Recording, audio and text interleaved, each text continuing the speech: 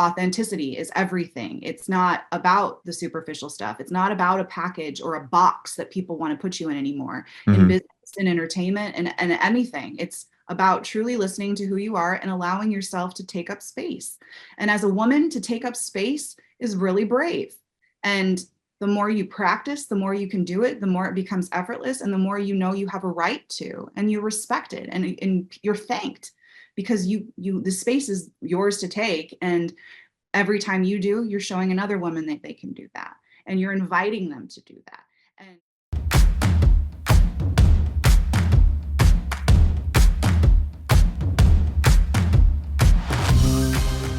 Have you ever been told no so many times that you wondered if you'd ever hear yes?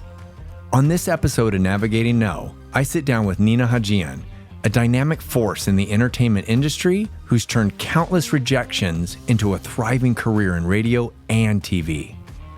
From being an intern at the age of 19 to co-hosting The Jubal Show, Nina's journey is a prime example of resilience, authenticity, and the power of persistence.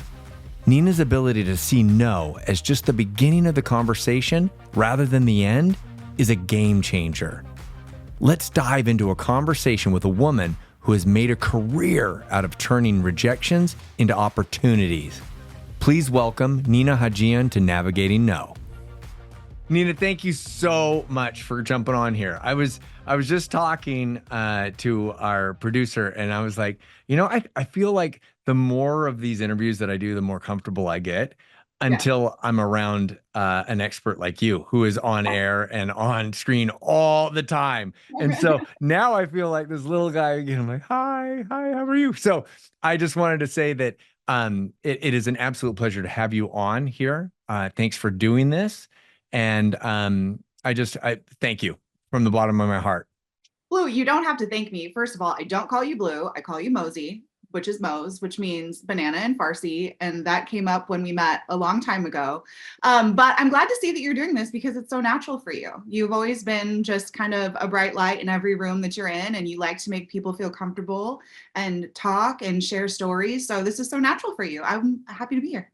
Well, I appreciate that very much.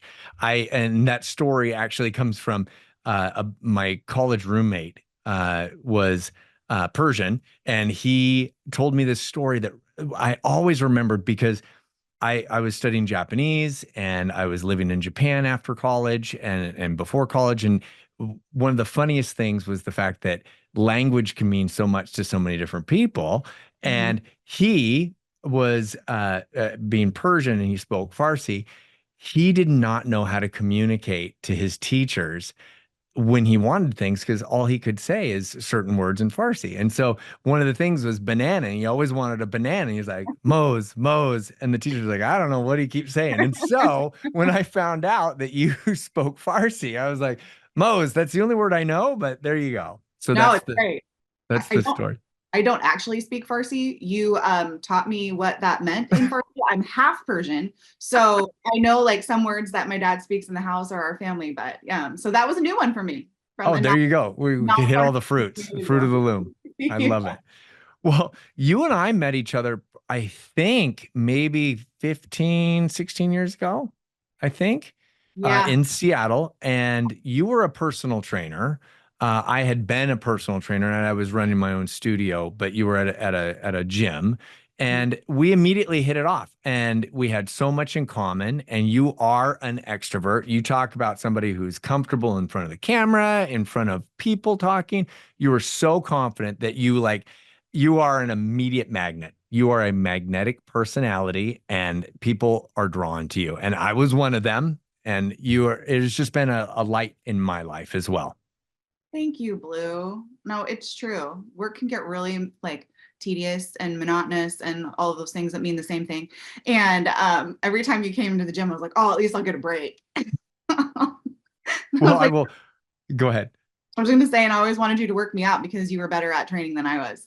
So. No, we would learn off of each other. So and because we all get to four differently, right? Yeah. What I wanted to say is that you are one of those friends that I have that I can text right now even though you were up until recently, you moved back to Seattle area, but I mean, when you were on the East Coast, I could text you and brainstorm with you, and I would ask you for advice on things, on starting my business, getting in the speaking world, because I'm a guy who doesn't really understand the whole social media presence, and I was just getting my feet wet, and you were so giving with your time and experience and expertise, and it was like you were that one of those people that I could reach out to, and you always helped me. You were always giving with that, and I appreciate you from the bottom of my heart for that. So thank you. Of course. Of course. We have to help each other out, man. We're all trying to figure this out. Everything's changing day by day. So if you're not looking out for the people around you, then you're messing up. I love that. Well, speaking of the day to day, tell us where you're at right now and kind of like your journey really quick, so the audience kind of understands who you are and how you've come along in your journey. Yeah. So I am back in Seattle now. I'm a radio TV host. TV is more sporadic. Radio is constant. We're on a nationally syndicated show. It's called The Jubal Show. But the funny thing about coming back here is that I'm at my full circle moment. I don't know if you realize this too, Blue, that I'm on a station that I started on 23 years ago. So I left because my dream was to do bigger things. And at the time, Seattle wasn't what it is now. And I was kind of a brat. You know, once you grow up in a certain space, whether it's a big city or a little city, it's just what you know. So, you know, it was starting to feel uncomfortable and I wanted more. And New York was always my dream. New York was what I wanted. And I thought I could leave Seattle. I was in college. I was 19 when I started working as an intern. But before the New York thing came up, I was a singer. Okay, now I'm really backtracking. But music is what drew me to this world. Mariah Carey. I love Mariah Carey. So I used to sing and I wanted to learn how to get my song played on the radio. So I got a job hanging banners and setting up tents and passing out stickers back when I was in college to learn the business and learn how to get my song played. But what happened was I fell in love with the community that music brings together, and I fell in love with storytelling. And it was really cool to meet these artists because I felt like at the time, now I am not an artist, by the way, but at the time when I was interviewing these artists for the first time, I felt like I had this kind of different perspective because I don't believe in no, which is kind of funny that, you know, this is what we're talking about, but I'm very delusional in that way. And then I don't believe in it because unless it's like a really hard no and I tried and I can't get it, like anything is truly possible. And the moment I realized that, I'll tell you, was when I ended up at the Grammys for the first time. So I was starting to fall in love with the whole storytelling process. And that's when the New York dream was built. I wanted to do TRL. I wanted all of those things. So funny enough, I got an audition at a network that whatever. I got an audition at MTV. So I go back there and this was drop on that one. Whatever. And it was incredible. You know, I got to walk around. I saw the studio in Times Square and all of those things were happening. And I was kind of a brat. Everything started to happen very quickly. I was on the air within a year. I was working club nights. I was all of this in my early 20s. I'm getting these auditions. I was humbled very quickly, by the way. But at the time, it felt like I got this. I knew what I was born to do. And at they're like, oh my gosh, we love you. You know, you're so relatable. How could you not? Well, wait for it. I wasn't a personal trainer yet. Blue. They go, do you have a trainer? What's your diet like? And this was their way of telling me to lose weight, which was hysterical. But me being so naive at the time, I'm like, totally fine. It's cool. Yeah, I can totally do that. I'll go puke in the bathroom right now, whatever, you know? So, that was quite crazy. And I think that in a way, when I think about it, that might've been it wasn't really devastating, but that may have been my hardest no, because that was one of those things that really had nothing to do with my skill. That had nothing to do with what I'm capable of. It had everything to do with my appearance. Now, that has kind of been an issue. Like I have like ugly duckling syndrome, I guess, kind of like, you know, I was the little cute chubby friend and then like you grow up and then, you know, I think I was forced to have a personality at a young age. So as you grow up, you know, how that morphs into who you are as an adult is kind of interesting, and where that comes out and where those insecurities are fed, and, you know, the message that you start to tell yourself, like, oh, I'm not beautiful enough to be on. Okay. So which is not true, by the way. I understand that. But, I came back to Seattle, kind of humbled there, and started working out, started studying fitness. I was like, okay, well, if that's what I need to do, well, then I'm going to learn it and I'm going to be better at it. And Blue told you in the very beginning, he met me and I was a personal trainer at the time, while also still working in radio. But I've jumped around the country, so we'll kind of condense this a little bit more now. But I've been in Sacramento, New York, Chicago, Atlanta, and now I'm back home. But a lot of the no's along the way, because there were very many, were kind of more like redirection. And I don't know if the no's were no's as much as they were rejection at the time. And I think rejection and a hard no are two different things, and especially in how you digest them. And so the thing was a rejection. I wasn't I wasn't their taste. I was good. My skills were there, but that other part wasn't there. Okay, that's fine. Kind of like dating. You can't please everybody. People are looking for certain things at certain times, but that doesn't mean that you're not capable or quality.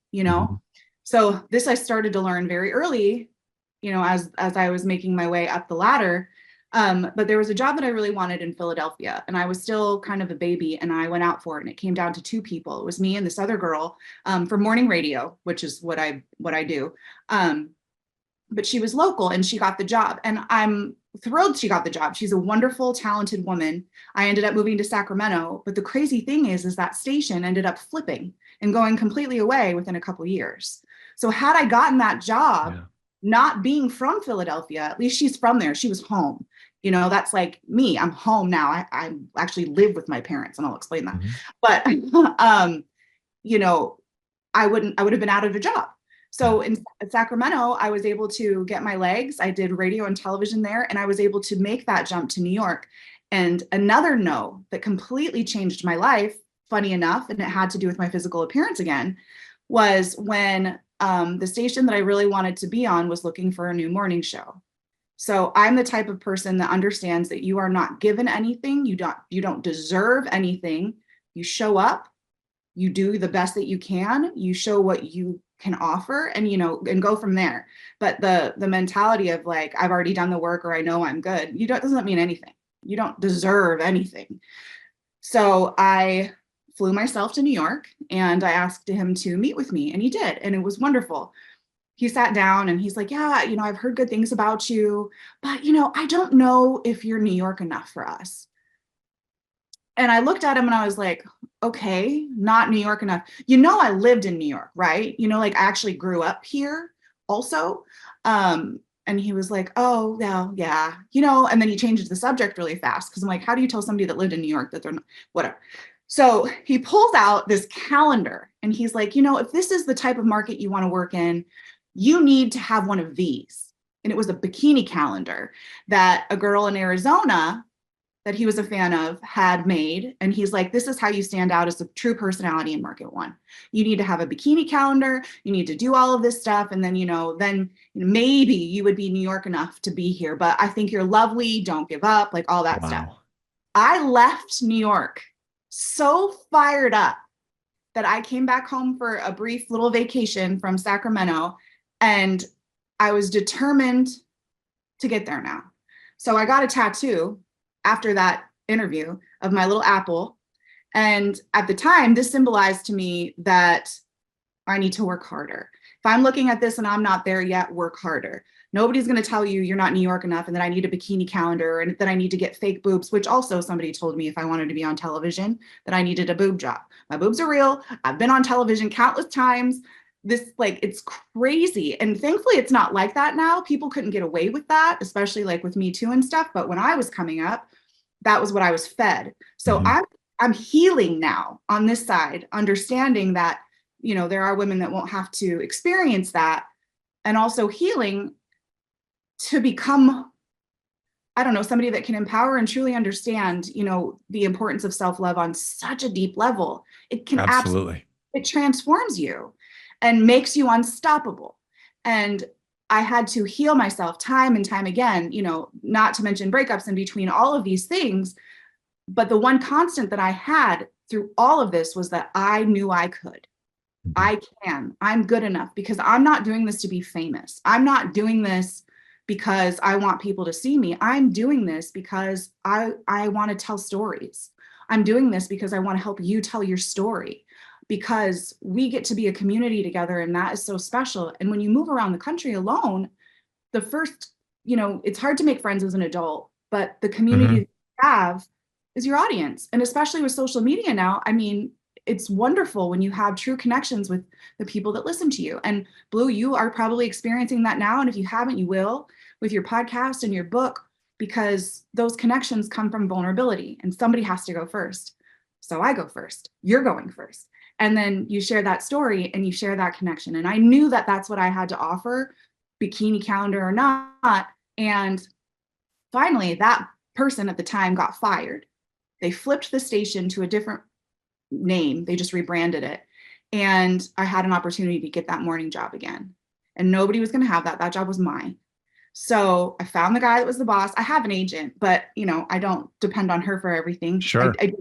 But this was not going to pass me. So I went to Walmart. I bought balls, basketballs, baseballs, candy balls. Did I ever tell you this story? It's so No, but funny. I'm all in, girl. I'm Um, all of these balls and a basketball hoop that you put on the back. anything with balls. There you go.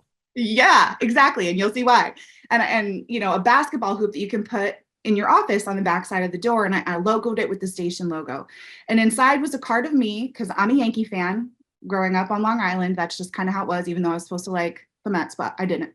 And the card said, I have my balls ready to go to be the new co-host of your morning show. And I got a call, and I told him that, I did that whole, I'm going to be in town next week. Do you have time to meet? I was not going to be in town. He said yes, so I booked a flight. It just kind of was one of those things, and I got myself in quite a bit of credit card debt, but I got the job. I was able to pay off my credit card, and kind of the rest is history. So the strange part about that was such a defining moment in my life, because everything I did up to that point was to get there. And then at that moment, everything that I did was to stay there. And Mhm. when that station flipped after being there, my identity and everything kind of went away. Of course, I stayed in radio. I ended up moving to Chicago. I stayed within the company. They offered me, a pretty great deal. And I was trying to be smart, like, okay, do I get a job here in New York, which I had an opportunity to be on a very large show as a cast member, or go to Chicago and have my show? Oh man, what do I do? Yeah. So of course I went to Chicago, so, and Chicago ended up being very toxic, but there was so much growth there. And I had to find myself again. I had to find what I was doing. There's a lot of blacking out when I first got there. It's like, well, I got to New York. What's my new dream? What do I want now? I wanted to be national. That was my next dream. It's like, I'm going to be national and I'm going to do more TV. And, that all happened. I was national in Atlanta. I'm national again right now. And, every time I set a goal like that, it started to happen, but not before getting knocked down a lot, before it actually paid off. And Mhm. that's why I tell you that I don't believe in no. I mean, sometimes you have to, like, no, no, you cannot come here. But Sure. there's a line. Have you ever seen the movie Clueless? Of course. That Okay. was so last season, though. That was so many seasons ago. But there's a line in the movie where Cher is talking to her dad, who's a lawyer, about her grades. And he's like, Cher, how are you doing in this class? And she's like, I have a B, but it's just a jumping off point for negotiation, because she was going to later have an A just from negotiating. And I just thought that was so funny. And for whatever reason, at the time I watched it, no, in some cases, it's just a jumping off point for negotiation. Most of the time, I mean, my father is from Iran. So growing up, his reaction to everything I wanted was no, which may be why I'm resilient and that doesn't affect me so much, is because, can I go see my friends? No. Can I have some cake? No. Can I leave the house? No. And I'm like, what the hell? So, my mom would always eventually let me go and do things, but his first reaction, no matter what, was always no. And so then in high school, I tried out for cheer. I didn't make it the first time, but I made it the second time, so I think I started failure to me. I'm kind of answering the questions that Mhm. to talk about, but it kind of all goes together. Rolling with the homies. We're good. Okay, clueless. But like, so failure to me is not trying. You know, if I try, Absolutely. it doesn't work out, then it wasn't supposed to work out. But I tried. Just like, so Chicago, I got fired from Chicago. I don't know if you know that. That was the only time I've ever been fired, knock on wood, but it's kind of a rite of passage in our industry. And I don't think I failed. I think I did absolutely everything that I could there. And there were a lot of things that happened outside of my control that kind of contributed to the spiral of everything that was happening there. So for a second, I did feel like I had failed, like New York was gone, because, you know, you Of have to take course. to digest stuff. And then it's like, oh, woe is me. I'm single in Chicago and I just bought a condo and now I don't have a job and I'm not in New York. And then, you know, I came back home, got somebody to rent out my condo, and then I kind of put the pieces together again. It's like, I was so unhappy as a person there. Mm-hmm. I was so unhappy for so many reasons. And that kind of was a save. I got saved. So that wasn't a no, that wasn't failure. It Like a was blessing in disguise. 100%. Yeah. So I believe in spirituality, you know, of some sort. And sometimes I really think that, you know, I'm getting looked out for because I trust myself and I dodge a lot of bullets with men Yeah. and jobs. Yeah. So, you know, it's kind of crazy, but no is very familiar, but I don't hear it very well. And that can also get in my way. But, you know, when somebody wants that you're trying to date doesn't want to date you and they say no and you say, well, you should probably stop. But that's a different story.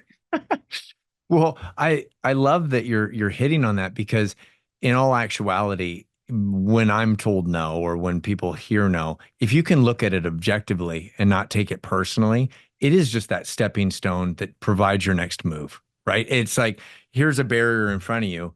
Well, maybe I can go through that barrier. Maybe I can get around it, or maybe I just find a different road path, as long as it's getting me to the priority or the goal or the achievement that I want to get to, right? And uh, being able to go from A to Z all the way has been tremendous for you. I mean, obviously you've hit so many different bumps and you're told no, and you're overcoming your own self-doubt. Let's call it imposter syndrome or whatever you want to say. Like, am I good enough? Um, I, the modeling world was the exact same. And I would say Right. 20 plus years ago, you would have couch castings and be asked to do things that you shouldn't be doing. And it's like, you have to have that value in yourself where you're like, I'm not going to do that. I'm not going to lower my self-respect just to get that job, but people will. Right. Yeah. And so it's like, I was told, it's so interesting with talent agents. They're like, well, you have a lazy eye, or you're too overweight, or you don't look good in clothes, or you're too thick, or and it's like, oh man, you just hear all these things all the time. But it's at the same time, all of that can go into that self-doubt where you start to question yourself. But at the same time, it's when they're telling me no, I'm like, well, I'm just going to prove to you that I can do it. And that's going to prove to myself that I can do it. And I'm going to prove to the world that I can do it. And so when I hear that no, it inspires me, just like with you, because it's not a hard no, right? No. It's just another move. It provides your next move. And I love that you said that, well, that you have the apple, the little apple, aka the big apple on your wrist, because do you feel like you still look at that and it still gives you that motivation? Yeah, it does. I love it so much because it reminds me that I can truly do anything that I put my mind to. And I still, you know, New York is still a big part of my soul, and then Washington Apple. So it's all kind of, you know, the full circle thing. And yeah, I do. It was powerful for me. Like, that was the one thing my dad was like, I don't want you to have any tattoos on your body. I'm a super daddy's girl.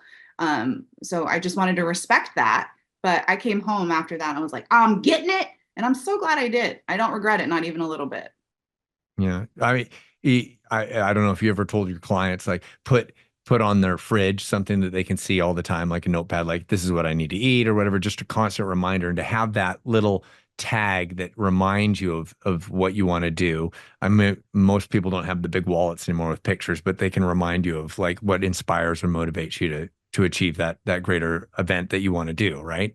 Um, do you find that if you can look at that, that's one thing, but like, do you surround yourself around people who that do support you a little bit more in that community? Like, do you have people in the video world and on the radio side and in video production, like that do support you and that they don't talk negatively to you? Is that a secret of yours? I wouldn't say that it's a secret, but yes. And I think that part of that kind of started from trauma bonding, from other people that were kind of coming up at the same time. And you probably could share that experience with other models. um, you are experiencing a lot of the same things and overcoming a lot of the same hurdles. And when you do it, you can really become cheerleaders for each other, or you're looking back at somebody that's got to come over a bump that you just went through. And we've kind of created this sisterhood really in radio. I have a bunch of radio sisters that I love so much, and not just sisters, I've had a lot of radio husbands too that I'm still in touch with, and having a support system and, talking about what you want, Mhm. talking about what you don't want.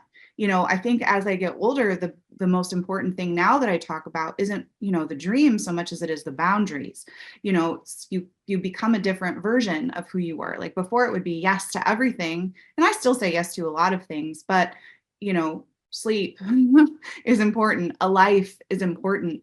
And having boundaries. And when I stop answering my email, like, people try to email me at 6, 7 o'clock at night and expect Yeah. a quick response. I'm sorry, my alarm goes off at 3:34. What time does yours go off? Mhm. You know that, Mhm. so just doing that has also become a big thing in supporting the sisterhood and the people that I'm with now, and making it a healthy environment for all of us, because not just women, men have also probably experienced toxic things in different ways, but I can really only speak to mine and what I know.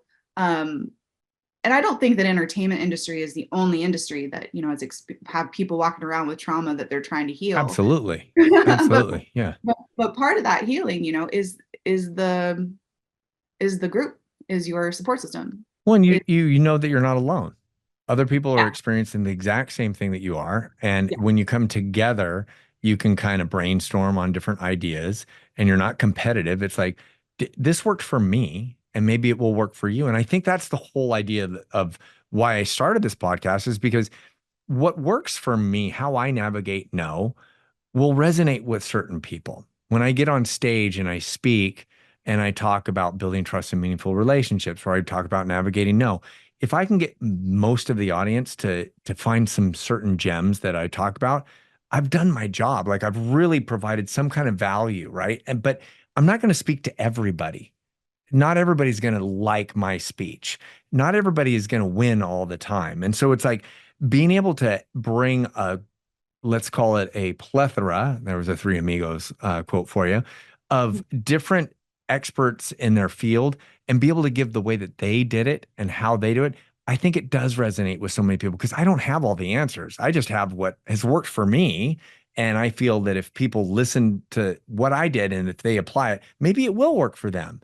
But what doesn't, maybe something you say, will make a difference. And I know from my experience as a dad to a daughter who absolutely idolizes you on over the radio, you have that ability. You do make a difference in this world. And it's like the influence and the reach that you have to be a positive giver of yourself and of like messages, and what you hit on, which is storytelling, is phenomenal. And I look up to that, and I know that other people do too. And I want you to know from the bottom of my heart, you're making a difference in this world, Nina.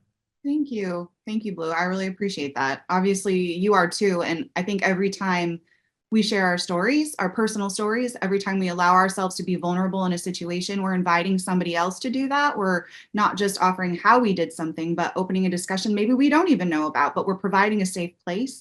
And I think that may be the most important thing out of everything, whether there's actual true answers or not on a particular, situation.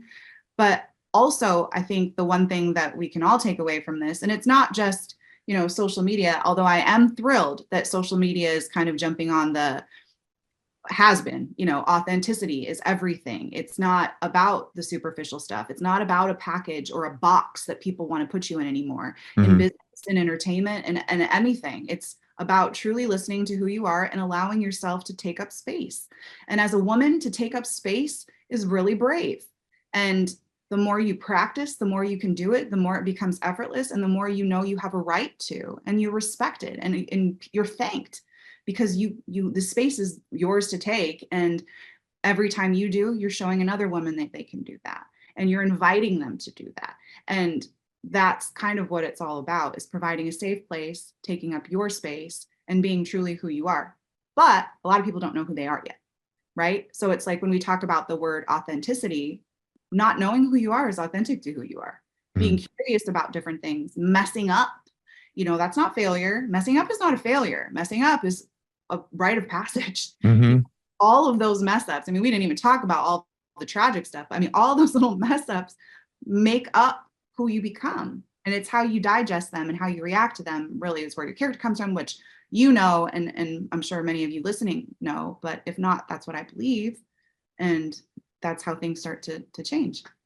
Well, and there is no right now, right? Like who I thought I was going to be, I thought I was going to be an international corporate lawyer. I grew up watching LA Law, and I was like, that's what I want to do. And then I lived and worked in Japan, worked corporate, came back to the States, and I was like, that is not what I want to do, right? And it was just like, there's no, like, you don't have to stop just because you have a dream. It's like that dream can change. Your authentic self can change.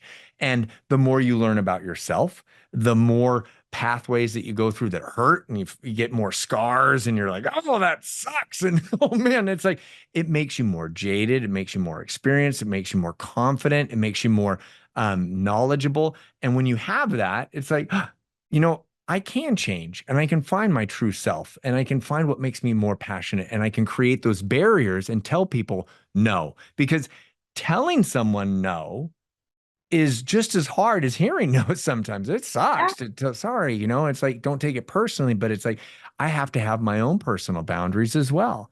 Mhm. And it's like, when you're going through that, I think that change does make us stronger. And I know that 20 years ago, uh, before you were a personal trainer, you are a stronger person now. I mean, I know that I went from a small town, Spokane, to a big city, Seattle, where I went to college. Then I went to college in Tokyo, the biggest city. And then I was like, I want to go back to a smaller spot. So I went back to Seattle. And now you talk about full circle, I've moved back to the Spokane area. And it's like, but it didn't mean that I had to come back to something that I didn't want to come back to.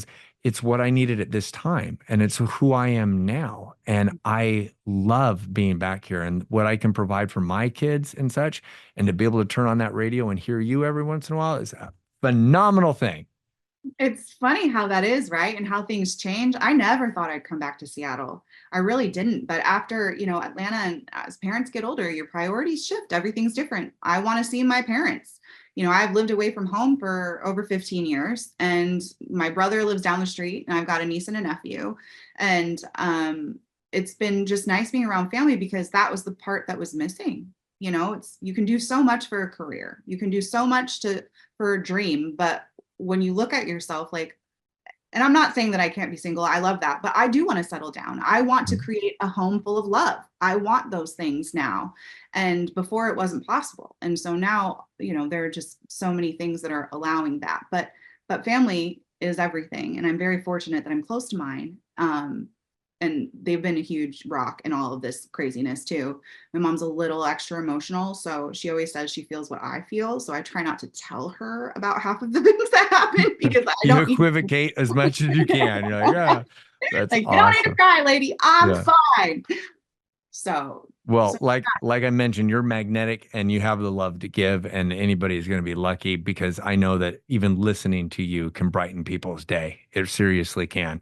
And if you talk about travel and coming back, if you were to jump on a train from Chicago back to Seattle and you happen to sit next to your past self, what is one thing that you would tell your past self to navigate your no? What is the most important thing that you would want someone to know, and especially yourself? you got you. Especially myself, I would just say, you got you. I think that it was never a question of whether I could do it. It was just, there was always fear, and thinking that I would fail. Every time somebody said, "What's your biggest fear?" I would say failure. But now to me, you can't fail if you try. And I always get back up. My agent and I have this saying when we talk about different things and brainstorm possible, new projects and stuff. And it's that we fall forward. Mhm. So I don't fall backwards. Anytime something happens, I don't lay down there and let myself get way far behind. I fall forward because it opens up a new door every single time. And so for me to understand that I got me, I trust myself. It's the relationships that I built. It's my ability to listen and to care and empathize with the world. Things outside of you, you can't always control. You can control yourself. But as long as you know how to receive it and see it, I always have. So you got you. I mean, man, I gave myself panic attacks for no reason. I can't even tell you. Now I'm just thinking back, calm down. And I just celebrated a birthday. And every year I would always have this word that I would kind of make, use as a theme. And it's always been like bold, get that dream, or, take up space, or whatever it is. And now this year, finally, gentle might not be the right word, but that's kind of like where my head is. It's being more gentle and leaning into my femininity and not being so assertive and aggressive, but just to be able to sit back, trust myself, receive, put out a different energy. Because, I guess that's probably age too. Your 20s are all about fighting and trying to find your space. Mhm. But yeah, but you got you is what I would say. And I think that that's something that anybody could say to themselves. Blue, don't you think you could say that Yeah, to yourself? 100%. You got you is right, because you have to have that trust in yourself, right? And that comes from the confidence from putting those repetitions in over the time. It's not just like today I'm confident and I got this. It's like Yeah. you have to believe in yourself from the failures, from the rejection, from hearing no, and from having that self-doubt. Like I didn't know that I could do this. I didn't know until you start or you try. And the only way to fail really is to quit or to die, right? Otherwise, it's just another door that you can go through. And how you get through that is up to you, and having that confidence. And I love that. If if people want to know more about you, Nina, what is a platform that they can follow you or get in contact with you? I'm Nina on the air on all social media platforms. I'm honestly the most active on Instagram. I'm also on the Jubal Show, but you can find that just from my Instagram, Nina on the air. I also recently just started a business, which I'm really excited about. I mean, this is going to be navigating a lot of new no's, Blue. um, as a radio host, I now own a skincare line I created. And that Get out of here.